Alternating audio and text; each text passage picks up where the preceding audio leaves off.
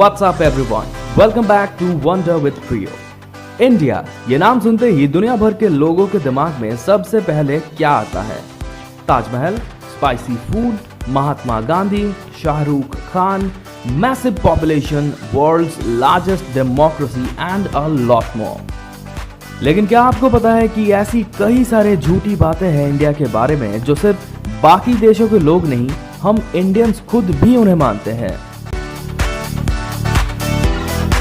क्योंकि हमने बचपन से किताबों में यही पढ़ा है, यही सुना है, बट अनफॉर्चुनेटली किताबों में लिखी हुई वो सारी बातें सच नहीं है, कुछ झूठ भी है। Watch this video till the end and you will get to know what I am talking about.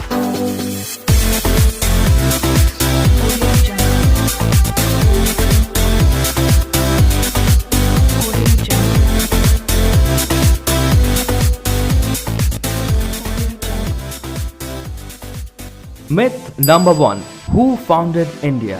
India को किसने ढूंढ निकाला? The answer is Vasco da Gama. I am sure हर इंडियन स्टूडेंट बचपन में हिस्ट्री बुक में ये बात जरूर पढ़ी है कि वास्को डा गामा वो पहले इंसान थे जिसने इंडिया को खोज निकाला था। दरअसल बात यह है कि आज से 1000-1500 साल पहले ये इंटरनेट, कंप्यूटर, ये सब टेक्नोलॉजी तो था नहीं, तो जिसका एग्रीकल्चर सबसे स्ट्रॉन्ग था वही सबसे डेवलप्ड और पावरफुल देश माना जाता था। और उस वक्त इंडियन एग्रीकल्चर बहुत ही ज्यादा स्ट्रॉन्ग था। ऐसी कोई फसल नहीं, ऐसी कोई सब्जी या मसाला नहीं जो इंडिया में नहीं बनती। नेचुरल रिसोर्सेस से भरा हुआ सोने का चिड़िया इंडिया। तो फिर पूरी दुनिया में एक चुल मच गई कि इंडिया को ढूंढो कैसे भी हो। अब उस वक्त गूगल मैप्स या एरोप्लेन तो था नहीं, तो जहाज और कंपास लेके निकल गए सब इंडिया को ढूंढने। और फाइनली 1497 को Portuguese traveller Vasco da gamma India पहुंच गए।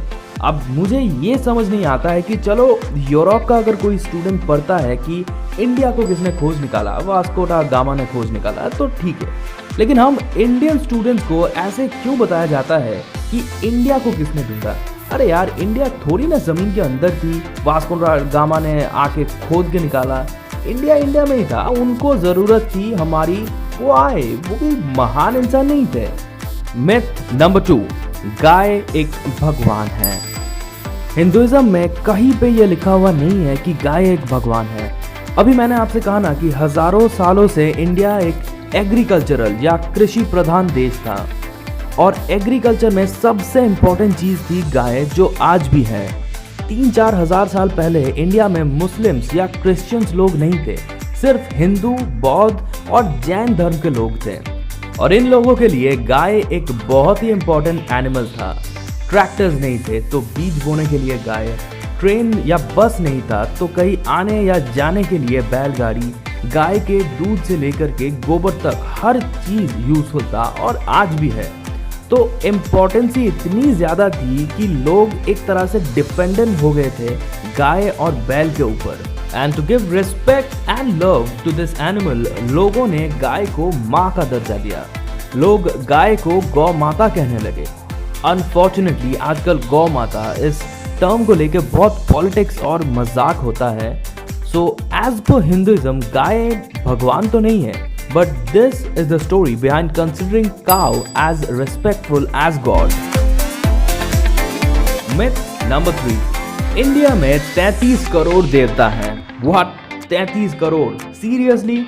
हिंदू शास्त्रों के अनुसार हिंदुइज्म में 33 कोटि देव देवी है। 33 कोटि, नॉट 33 करोड़।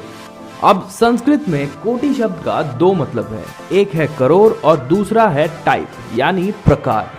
और लोगों ने यही पे गूफ अप कर दिया। मतलब हमारे वेद उपनिषद में ये लिखा है कि हिंदू धर्म में 33 कोटि यानी 33 प्रकार के भगवान हैं इस जहां को संभालने के लिए, लेकिन लोगों ने इसका मतलब निकाला 33 करोड़ भगवान, जो कि गलत है।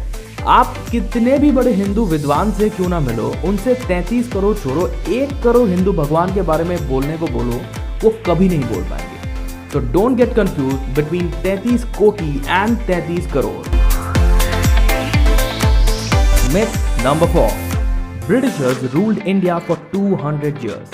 ये बात सच है कि अंग्रेजों ने इंडिया पे एक लंबे वक्त तक राज किया।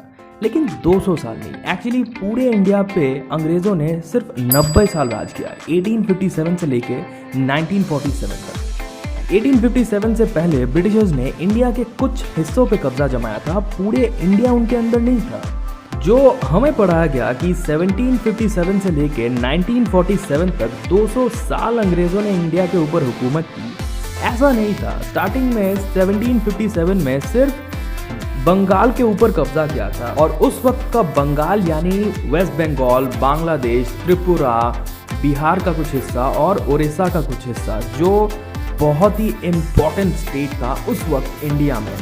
फिर 1799 में मैसूर, 1818 में मराठा एम्पायर और 1849 में सिख एम्पायर को ब्रिटिशर्स ने कैप्चर किया कई जगह पे, तो और बाद में ब्रिटिशर्स पावर में आए। एंड फाइनली 1857 में सिपाही विद्रोह में जीतने के बाद लगभग पूरे इंडिया में ब्रिटिशर्स राज करना चालू किए। अब इंडियन स्टूडेंट्स को बताया जाता है कि 200 साल अंग्रेजों ने इंडिया पे राज किया ताकि बच्चों के अंदर एक नेशनलिज्म, एक बहुत ही स्ट्रॉन्ग देशभक्ति आए, जो कि गलत बात नहीं है। But the fact is Britishers 200 साल से इंडिया में थे, लेकिन पूरे इंडिया पे सिर्फ 90 साल ही राज किए। And myth number 5 is India का मैप। हमें बचपन से इंडिया का मैप कुछ इस तरह दिखाया गया, बट एक्चुअली 1947 में कश्मीर इंडिया के साथ नहीं था। कश्मीर एक इंडिपेंडेंट कंट्री था और बाद में पाकिस्तान ने कश्मीर के ऊपर हमला कर दिया कश्मीर को कैप्चर करने के लिए, और फिर इंडिया और पाकिस्तान के बीच जंग स्टार्ट हो गया कश्मीर को लेके, जो अब तक चलती आ रही है। फाइनली यूनाइटेड नेशंस ने वो जंग बीच में ही रोक दिया और लगभग आधा कश्मीर इंडिया के अंडर आ गया और आधा पाकिस्तान में। देन अगेन 1962 में चाइना ने कश्मीर के ऊपर हमला कर दिया और फिर से थोड़ा सा कश्मीर चाइना ने कैप्चर कर लिया। अब जैसे हम इंडियंस पूरा कश्मीर को एक इंडियन स्टेट मानते हैं और अपने मैप को कुछ इस तरह दिखाते हैं ना, पाकिस्तान भी एग्जैक्टली इसी तरह कश्मीर को एक पाकिस्तानी स्टेट मानते हैं और पाकिस्तान के मैप में पूरा कश्मीर को इंक्लूड करके ही दिखाते हैं। आई डोंट नो ये कॉन्फ्लिक्ट कब तक चलेगा, बट इस कॉन्फ्लिक्ट से ना कश्मीर के लोगों को बहुत प्रॉब्लम होती है, which is really not fair. So that's all for the day. Not important कि तुमने जो किताबों में पढ़ा है या टीवी में देखा है वही सच है, सच कुछ और भी हो सकता है। Let me do some more research and I will get back to you with some more information. Subscribe to wonder with Priyo, और वीडियो पसंद आया तो शेयर करना तो बनता है। चलिए मिलते हैं नेक्स्ट वीडियो में, बाय बाय।